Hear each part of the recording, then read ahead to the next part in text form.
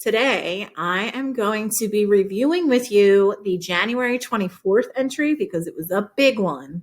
I love that dog. And then we're going to read the last January entry. So get yourselves ready. All you need to do is be listening. And when the video stops and a question pops up, you're going to do your best to answer that question. And then the video will continue for you.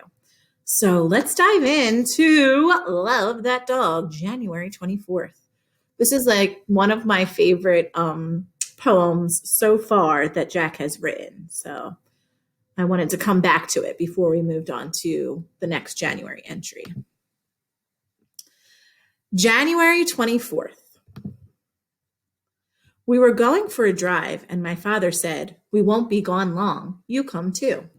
And so I went and we drove and drove until we stopped at a red brick building with a sign in blue letters, Animal Protection Shelter. So Jack is using some sensory details here. What sense is he using when he describes the red brick building with a sign in blue letters, Animal Protection Shelter? All right, let's continue.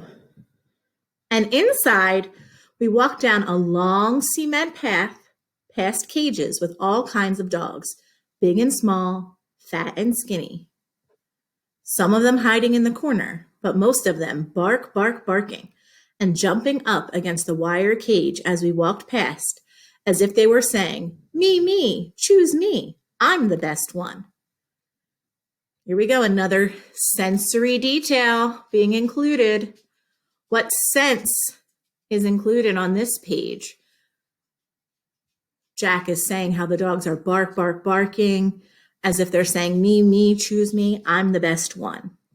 What sense is he discussing there?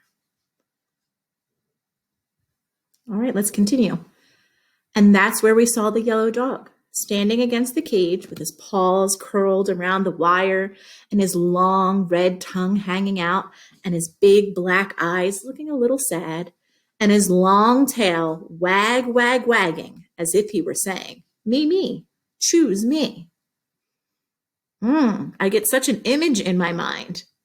Pick one of the details that they gave to describe the yellow dog. How did Jack help you picture the yellow dog in your mind? Okay, let's continue. And we did. We chose him. And in the car, he put his head against my chest and wrapped his paws around my arm as if he were saying, thank you, thank you, thank you. We talked about that part yesterday, how he was touching on that feeling, but also the sense of touch with the dog's head on his chest and his paws wrapped around his arm. And then he gives that little bit about the other dogs who are at the shelter. And other dogs in the cages get killed dead if nobody chooses them. That's why we want to get our pets from shelters when we can. All right, January 31st. Yes, you can type up what I wrote about my yellow dog, but leave off the part about the other dogs getting killed dead because that's too sad. What did Miss Stretchberry ask him? Jack said, yes, you can type up what I wrote about my yellow dog. So what did Miss Stretchberry ask him? Okay, let's continue. And don't put my name on it, please. And maybe it would look good on yellow paper. So how is Jack feeling about his poem? When you answer this question, tell me, how is he feeling about this poem? All right, and he wants it on yellow paper. That's showing us that he's being that picky writer again. And maybe the title should be You Come Too.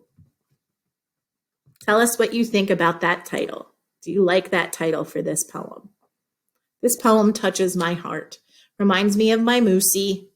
You guys are used to hearing Moose barking and being silly in the background, but we know that our dogs are special to us.